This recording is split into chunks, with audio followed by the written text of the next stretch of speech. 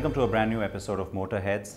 I have someone very special with me today. It's someone I'm also very keen to catch up with, and it's been a while since we've had him with us on the NDTV network too. It's Rajesh Jejurikar, who's an old hand at Mahindra, and of course is someone that is very familiar to us as well as to you. Good to see you, Rajesh. Hi, sir. Nice to meet you. Thanks for giving us the time today and being on the show with us. It's a slightly different hat, let's say, that you wear now at Mahindra than the previous times when we used to chase you for interviews. So it's been a while now that you've come back to Mahindra and you've sort of settled into this role. Talk us through that. Talk us through that settling down period. So I've been, handling my current role now for a little over 2 years, though it seems much longer. And my current portfolio. To me, it seems shorter actually. Yeah. I can't realize it's been 2 years already. Yeah, but for me, who's part of it every day, it's like 365 days into 2, and so it's a long, many days of work. And I handle the tractors business and the two-wheelers business. And both of these bring, very different perspectives and new insights, need a very different approach. And both have been immensely different learnings and have brought in very new dimensions to me as a business leader, and have been able to build on what I had experienced in my automotive days and add a completely different perspective. So, I'm really enjoying what I'm doing because learning so much new every day. And seemingly there aren't synergies between these two areas, right? So, I mean, from a business point of view, there could be, but obviously not from a product point of view. So, they are really two different animals in that sense. Yeah, so they need a different approach. Clearly, two-wheelers is closer to automotive than tractors is. Having said that, there's some elements of both the verticals which, have a commonality of, let's say, approach or process. The solutions are very different, but a lot of, once you're in the automotive industry, a lot of the ground principles don't change.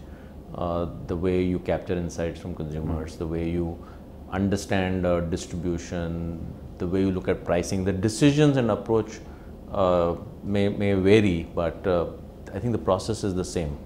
Given the strength of the Mahindra brand and also the position in the market, I guess it becomes that much easier to work with these suppliers in a certain sense. But the last few years in particular on farm equipment, we have seen a greater focus on not just strengthening the Indian operations, but also looking outside of India.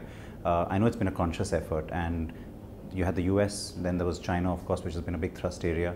And you've also looked at technology partnerships, etc. Recently, there was, of course, news coming from Japan as well. How much of that has been, let's say, the new approach towards where this business is going ever since you've come in, as compared to what was happening earlier when, let's say, there was a greater impetus on making sure that you were consolidating market share locally? I think both the examples that you gave, both US and China, are things of the past. So while we would want to strengthen it and increase the pace of our momentum there, they're not recent initiatives. They've been there for a while. We've invested for a while, and both of these markets we have a good position and a good standing. In US, in the less than 80 horsepower segment, we are actually the number 3 player, which is a good position to be in. We see, for example, the Mitsubishi Agri-Machinery Strategic Alliance as a very significant way for us to strengthen the momentum that we would have in globalization. We see it as more than a technology tie-up. It will, of course, help us get new technologies, but there are things we can do together. It gives us access to the Japanese market, which we would have never done. Southeast Asian markets, which we may not have looked at so strongly in the past. So there are many new things that we can do to globalize using Mitsubishi Agri-Machinery. So clearly that's a very important building block for us in our globalization journey. There's been a lot of talk about how difficult it has been for Mahindra to sort of break into the big game when it comes to two-wheelers, even here in India. And never mind the fact that you also have global ambitions and you want to get into other markets. But while on the one hand it's very easy to forget that all of this takes time, it takes time to establish and build something like this. You keep getting criticism saying, you're so well established on the utility vehicle side, why do you need to do this? Have you figured out like a really good answer for that question now? In these 2 years? Yeah, I see a very strong strategic rationale for why Mahindra should attempt and get successful in the two-wheeler segment. So I'm going to give you 2 or 3 points out of my personal reasoning why, and I think we use that a lot now in all our internal communication and so on. So one is penetration of brand, right? So we're a very successful tractor company. We reach about, let's say, 18-20,000 households a month. I mean, that's roughly the range of what we would sell across our 2 brands, Mahindra and Swaraj. Even if we do badly in two-wheelers, we'll reach more households than that, right? So the ability to penetrate the brand and literally become a mass brand player, nothing will offer us as much ease of doing that as being in two-wheelers. So one really is penetration of brand.